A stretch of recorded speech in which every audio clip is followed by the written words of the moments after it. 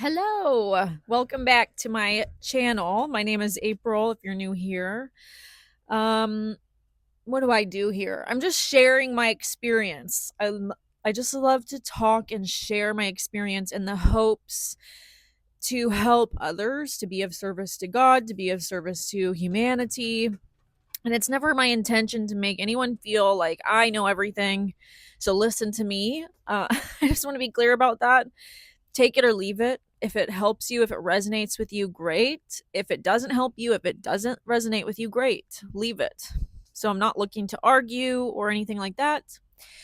And in today's video, I want to talk about suffering and I want to talk about why we suffer. Here's Murph.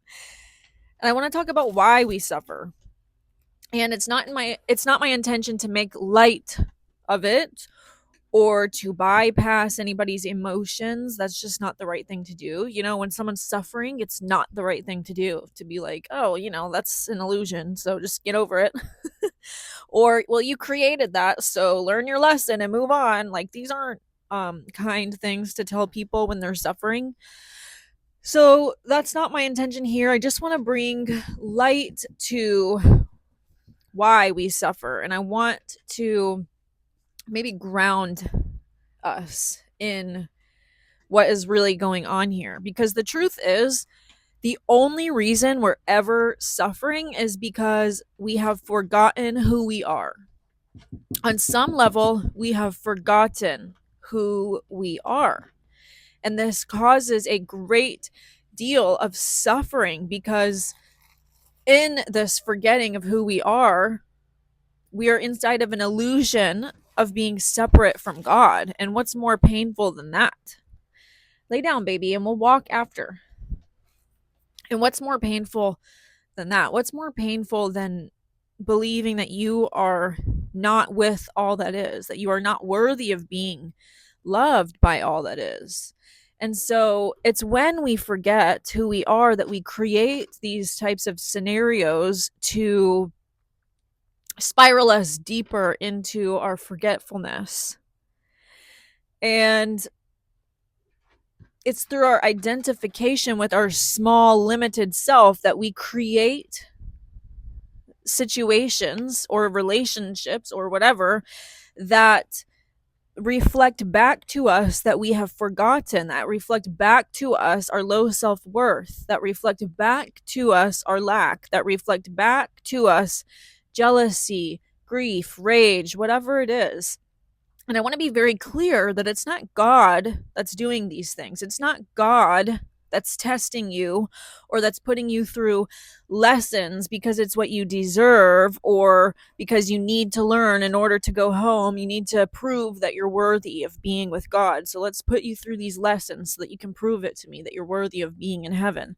That's just not true. It's us. We're doing it to ourselves. God is simply just repeating love, or you are my child with whom I'm well pleased. God can only perceive you, can perceive us as the immaculate image of the truth of who we are. Because the father aspect of God, it's his role to kind of keep the structure of heaven, of pure bliss and oneness and unity and harmony. What does not align with those things cannot exist in heaven. And so, because they cannot exist in heaven, God cannot even perceive of what is going on in this world. Now, there's the mother aspect of God that broke off and came down, descended down with us so that she could be sort of a guiding light through the darkness. And she is the womb that we are existing in. She is the womb that is constantly reflecting back to us our beliefs. That's all she can ever do, because all the mother can ever do is reflect back to you your own power. And if you don't believe you're worthy, if you don't believe you're abundant, if you don't believe you're capable, all she can say is, and so it is, because she's simply here to reflect back to you your own power, which means to reflect back to you your own belief systems. You are so powerful that your belief systems get manifested into this illusion. And no one, not even God, can take that away from you because you are equal to God. Not in your human form. Your ego, your human form is not equal to God. But the aspect of you that is simply just here observing this reality, the spark of God's consciousness that resides in your heart is equal to God. And so you can only ever have what you believe about yourself because that's how powerful you are. And we suffer when we forget our I am presence. We suffer when we forget that we are the source of abundance. We suffer when we forget that we are the source of love. We suffer because we have forgotten, and in our little broken selves, we can only hope and wish for better. But do you think that the gods and goddesses of this reality were hoping and wishing? Or do you think that they were commanding reality with their presence because they knew who they were? They weren't in a situation just hoping for it to get better. The gods and goddesses remembered who they were, and with every step that they took on this earth, they commanded reality to mold and shift around them in a miraculous way. And we all have that power, whether consciously or unconsciously. Reality is always molding and shifting around you, around your beliefs about yourself, around your beliefs about reality, around your frequency, your vibration, which your vibration is the smaller version of your frequency. Your vibration can be shifted rather quickly in each present moment. Your frequency is the compounded effect of your chosen vibration in each moment. And I'm not saying, positive thoughts only. No, you shift your vibration simply just by becoming aware and taking your power away from thoughts that you do not align with, from beliefs that you do not align with, from beliefs that are the opposite of your power. You simply just observe them and take your power from them by not engaging with them. You don't have to change them. You don't have to get rid of them. You just shift into observer mode and be like, oh, that's interesting. I'm having a thought about low self-worth. And then just keep letting it float by. The only reason that these thoughts manifest into our reality is because we cling on to them and we make them mean something about us. We have anxious thoughts like, oh, I'm broke and I don't know how I'm going to make enough money, and oh my God, I have to pay this bill and I have to pay that bill. You don't know it, but having that stream of unconscious anxious thoughts is solidifying more lack into your reality. Whereas if you can just hold your center, breathe, feel the anxiety, feel it, be with the anxiety, but be with it from a space of observation. You're not making it true about you, so you're not going down the rabbit hole. You're not clinging on to it. You're just simply stating, I am aware that there is anxiety in my body. I am aware that I am having thoughts of lack. And breathe and be in that awareness rather than the identification, which is allowing yourself to go down the rabbit hole, allowing yourself to just spend 30 minutes panicking rather than spend 30 minutes breathing and observing. I am aware of these thoughts of lack. I am aware of anxiety coursing through my body. There's a difference there. And it's through that awareness that you shift your vibration to neutrality. And over time, your chosen vibration in each present moment compounds, and then your frequency, which is your overall resonance of where your natural state lies, raises. So say you were always just going down the rabbit hole, you were letting it consume you all the time unconsciously, and your frequency was at a 2. Well, the longer that you spend becoming aware and switching from a place of being consumed by these thoughts to observing these thoughts neutrally. And now you're compounding that in the present moment. Over time, now your frequency will rise up to a 6. And that's just like your baseline frequency of where you're at every day. And your frequency is what attracts thoughts and beliefs and circumstances and these types of things. And your frequency is based on the thoughts and beliefs and emotions you choose to believe and what they mean about you. I hope that was making sense. And so we suffer when we identify with the anxious thoughts rather than remembering who you are in that moment. Saying, yeah, okay, I see the anxious thoughts. I see that I'm panicking about how I'm going to pay my bills this month. But regardless of that, I know who I am and I trust who I am. I remember, and I'm rising up in my internal state of abundance. And it's that compounded effect of doing that that will begin to shift your reality. And if you can't get all the way there to the remembrance of rising up in your power, just shift into neutrality at first. If you can't get yourself to remember, you never want to like force yourself to remember or pretend. You can pretend if that resonates with you, but I wouldn't pretend to know who I am when I don't. Like, I wouldn't gaslight myself when I'm having anxious thoughts, other than gaslighting myself into being like, oh, you're a powerful, abundant manifester. It's like, yeah, bitch, but I don't feel like it. I'm not going to gaslight myself in that situation. I would simply just bring myself into neutrality. Like, okay, maybe I can't go all the way to remembering my power, but I can get myself halfway to neutrality, of awareness, of observation. And that's good enough. That's bringing you into that 0 point frequency, which is the God frequency. So when we go through challenging times, it's never to tear you down. It's never to reflect back to you your deservability. You don't deserve to go through hard times. God isn't putting you through tests. God isn't putting you through hard times. God literally cannot put you through hard times. God can't see you other than anything but what you are. God can only hold an immaculate image of you. And then it's your soul and your human self. So it's your human self that has forgotten, and then it's your soul that wants to evolve and is on this whole and like soul's journey back home to God, you know, a journey without distance to a place we never left.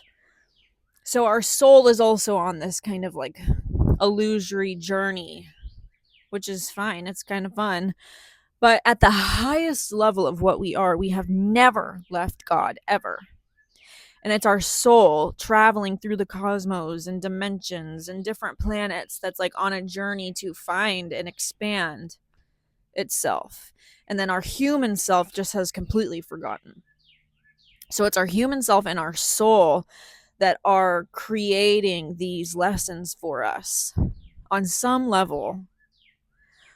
Whether we want to believe it or not, anything that appears in our reality has been created by us because of a limiting belief that we're holding, and it's being shown to us as an opportunity to rise up out of that belief, to see it like, oh, I see that. Okay, I can't pay my bills this month, which really sucks. But I see that it's pointing to a place within me where I still don't believe that I am abundant, where I still believe that lack has power over me, where I still believe money has power over me, when in reality, I am the source of abundance. I am the co-creator of this reality. And when I wake up in that remembrance and hold that level of awareness for an extended period of time, reality will begin to shift around me. And so it's this like little game we're playing with ourselves. You know, we have the option to, like, right now in this moment, wake up and remember and be home with God, but we don't, because there's a part of us that doesn't believe we're worthy, or doesn't believe we're capable, or doesn't believe we're good enough, or doesn't believe we're abundant enough, or doesn't believe we're creative enough, whatever it is, if you're not completely one with God in bliss and euphoria, it's because you still have limitations that you're placing on yourself to keep you from experiencing that, because that is the truth of who you are, is bliss and euphoria, one with God. And anything other than that is coming from your beliefs. It's not God testing you or punishing you or anything. God only sees you as being one with it in bliss and euphoria, and is looking at you like, why are you like having some kind of weird nightmare right now? What's going on? Right? So that is an empowered place to be in, when you realize that there is no greater force like luring over us, creating all of these horrible things. Like, we're not martyrs, we're not victims, it's us. And so that's why this work of becoming aware of our limited beliefs is the most important thing that we could do on this path, other than to live in our fullness in the truth. Live as if the truth is your reality. And then when you're walking that path of living as if the truth of who you are is your reality, you'll get bumped up on along the way. And those are the points where there's friction, there's tension, there could be suffering. And those are the moments in time that are pointing you directly inwards to a limitation that's keeping you separate, seemingly separate from God. Right? So the greater we rise, the brighter our light becomes, the darker the shadows. And the shadow is simply just your ego. Your shadow is your ego, because the light is bright, it casts a shadow. The shadow is the effect. What's the cause? It's your ego. Your limiting beliefs, the things that your ego believe to be true about you. So how do you move your ego out of the way so that there's no longer a shadow that's being casted? Is awareness. You just become aware of it and sit with it. Move through the emotions of what it feels like to become aware of it, because it can be super intense to become aware of a shadow. There can be a lot of anger at ourselves. There could be a whole lot of stuff that comes up. So, scream, cry, journal, have conversations with people. Do what you need to do, but understand that you're purging something from your vessel, and you're becoming a more empowered version, a more true version of what you are when you're doing this. So when you're in pain, when you're crying, when you're screaming, it's not always easy in those moments, in those exact moments, to remember why you're doing it. But afterwards, come back to that awareness of, okay, I understand why I just went through that. I understand why I just spent the whole morning crying. It's because I'm purging this belief system out of my body. I'm moving my ego aside so that there's more room for light.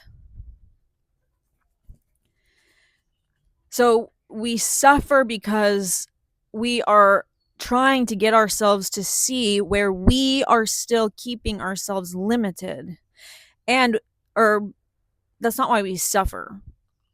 That's why we go through challenges and trials and tribulations, because we are trying to get ourselves to see where we are still limiting ourselves, where we are still identifying with the small limited version of ourselves. We suffer when we identify with the small limited version of ourselves, when we identify with the beliefs, when we identify with the physical world that's reflecting back to us lack. We suffer when we identify with that.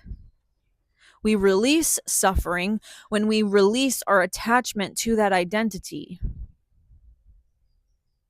and choose to rise up in our true identity. And if we don't know what that means yet, we at least attempt to move into a more neutral place. Like, okay, maybe I don't know exactly what I am, but I know for sure I'm not that. So I'm just going to observe that. I'm just going to become neutral and aware of whatever that is. I can't get myself all the way up here, but I can at least get myself here. And the more often that you can bring yourself here to this 0 point, to this neutral frequency, the more clear this is going to become. The more obvious it's going to become where to go from here. But if you can't get yourself here, at least bring yourself here first. And then this will become even clearer to you of who you really are. And it's just a practice, it's a discipline every single day, being aware of your thoughts, being aware of your actions, being aware of when you're triggered and why. When something triggers you, something's causing friction within you, it's pointing to something within you that is keeping you identified with the small, limited version of ourselves. And we want so badly to blame people for our triggers. We want so badly to blame situations for our triggers. But it's the most humble, courageous, and intelligent thing you could do to actually say, I want to blame that person for this trigger, but I know that it's not them. I know that it's me.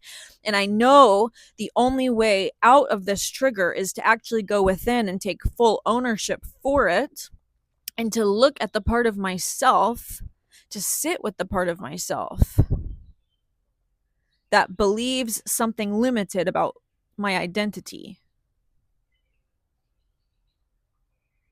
And you will be guided by your own soul on how to do these things. The more you sit in meditation, the more you sit in awareness and you call in the presence of God, you call in the presence of your higher self, you will be intuitively guided of how to move through these things specifically for you.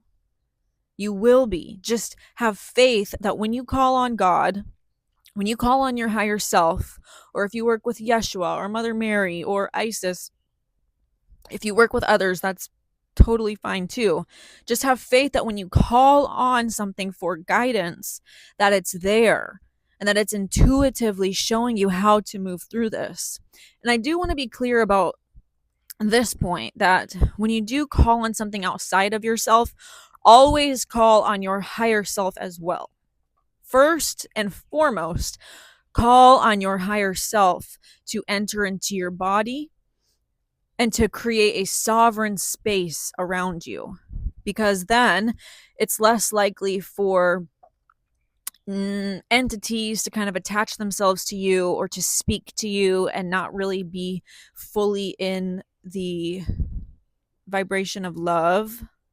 And you can also command that no other beings are allowed to interact with you or enter your energetic space unless they work for source, unless they work for the one true God. And just use your discernment when doing things like that. I've heard so many stories of people like calling on like Archangel Michael, and then it's not actually Archangel Michael that talks to them. And I'm not saying that to scare you, because you are powerful enough to use your discernment and place these sovereign boundaries around yourself before calling on the presence of another being. And if something feels off, if something feels weird, trust that and stop. So I went for a very, very long time only working with my higher self and the presence of God. And just recently I've started calling on Yeshua, Mary Magdalene, and Mother Mary.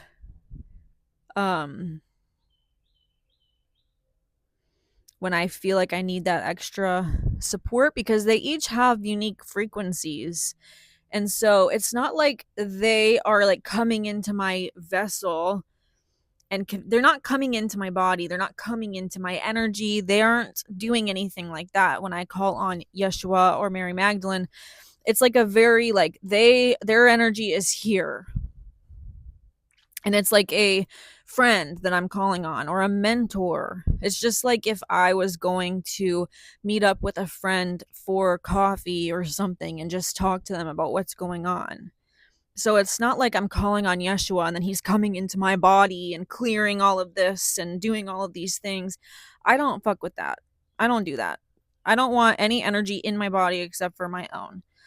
So I'm very protective of my spiritual sovereignty. And when I do call on someone like Yeshua or Mary Magdalene, they are separate over here. They're not in my body.